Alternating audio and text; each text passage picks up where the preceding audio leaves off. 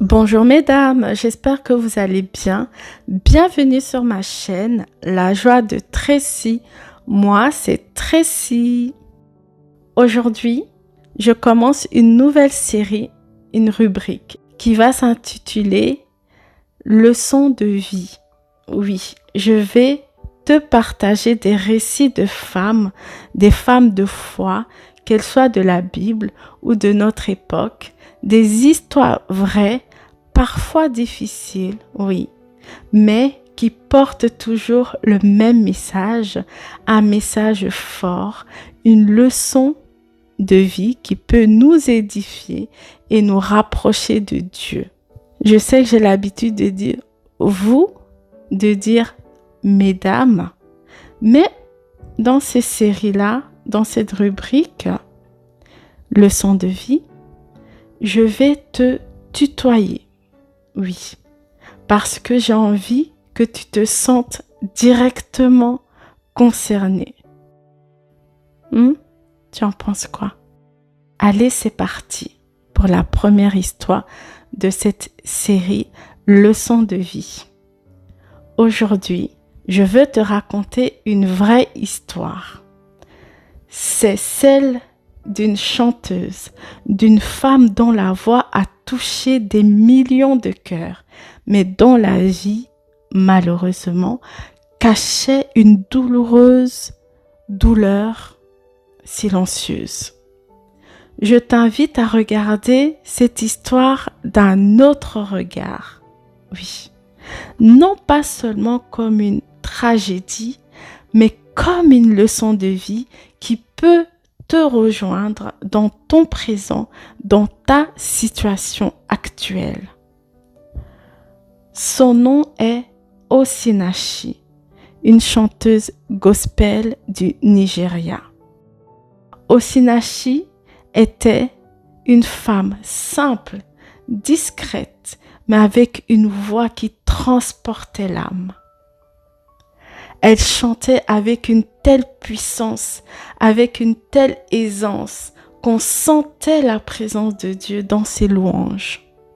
Pour celles qui la connaissent, qui connaissent ses chansons, vous savez de quoi je parle. Beaucoup la connaissaient pour ses chansons d'adoration qui faisaient pleurer, qui relevaient, oui, qui fortifiaient, qui permettaient à certaines de se rapprocher de Dieu. Mais derrière cette sublime voix, derrière ce charisme qu'elle avait dans la louange, derrière les sourires en public, il y avait une triste réalité, une réalité beaucoup plus sombre. Osinachi vivait des violences conjugales terribles. Son mari, celui qui aurait dû être son soutien, était devenu son bourreau. Pendant des années, de nombreuses années, elle a supporté en silence, pensant que pour sauver son mariage, elle devait endurer tout cela.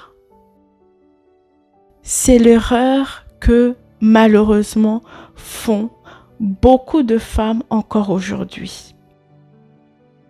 Elle priait, elle espérait un changement de la part de son mari. Elle continuait de chanter tout en portant ce lourd fardeau. Mais ce silence, cette souffrance l'ont conduite à la mort. En 2022, elle est décédée. Le monde entier a alors découvert la vérité sur sa triste réalité. Osinachi, cette femme de foi, avait été détruite par la violence de celui qui partageait sa vie, de celui qui partageait sa maison, de celui qui partageait son lit.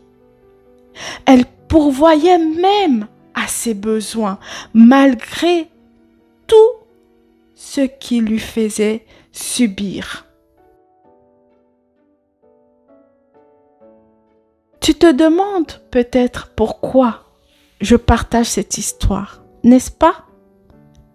C'est tout tout simplement parce que cette histoire illustre une vérité douloureuse encore trop présente à nos jours. Parfois, au nom du mariage, au nom de l'honneur, au nom du que dira-t-on ou au nom des dogmes, certaines femmes se sacrifient jusqu'à perdre la vie, jusqu'à perdre leur vie. Alors que Dieu ne nous demande pas ça. Oui, Dieu n'a jamais voulu qu'une alliance, que le mariage devient une prison.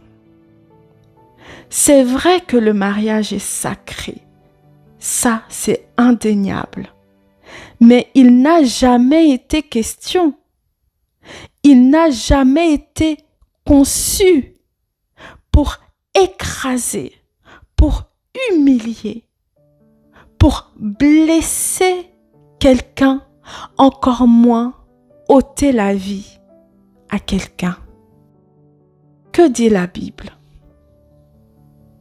Dieu nous dit dans sa Bible, au sujet de la vie, au sujet de chacun d'entre nous, « Je suis venu afin que les brebis aient la vie et qu'elle ait en abondance. » C'est nous les brebis.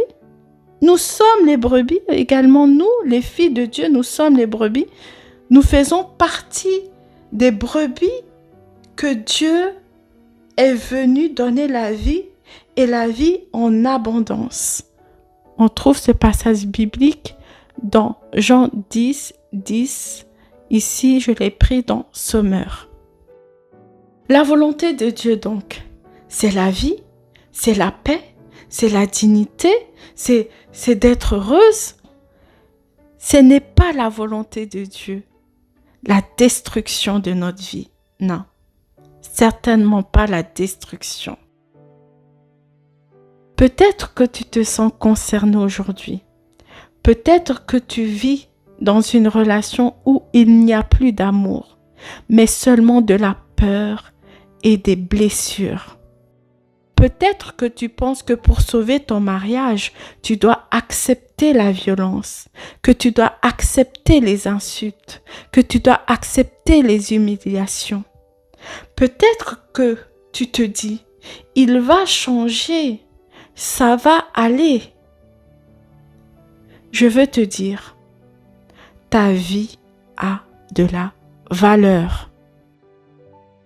Je le répète, ta vie a de la valeur. Finalement, c'est quoi la valeur? On entend très souvent énormément ce mot. Mais est-ce qu'on comprend réellement son sens dans nos vies? La valeur, c'est ce qui est précieux. Tu es précieuse aux yeux de Dieu. Tu es précieuse dans le cœur de Dieu. Oui, tu es la précieuse de Dieu. Donc, à toi qui écoutes, tu es plus forte. Tu as de la valeur plus que ce que tu penses de toi-même. Tu as le droit de dire stop, assez, c'est assez. Tu as le droit de chercher la paix, ta paix, ton équilibre. Tu as le droit de vivre, tout simplement de vivre et d'être heureuse dans ta vie. En regardant l'histoire d'un autre regard, avec un autre point de vue et ce que je viens de te dire, tu peux voir la vérité. Oui, cette vérité que même dans la douleur, même dans le silence, Dieu peut, il est capable de transformer ta situation et de te guider vers la restauration, vers une meilleure vie pour toi et tes enfants, si tu en as. Merci d'avoir pris ce temps avec moi. J'espère que l'histoire d'Osinachi t'a édifié autant qu'elle m'a édifié.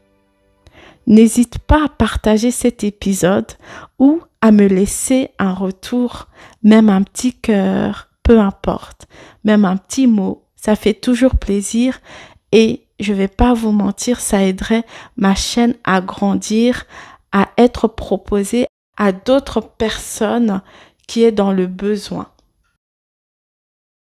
Surtout, souviens-toi, même dans les épreuves, même dans les blessures, Dieu peut transformer ta fidélité, ton courage et ta foi en une bénédiction éternelle.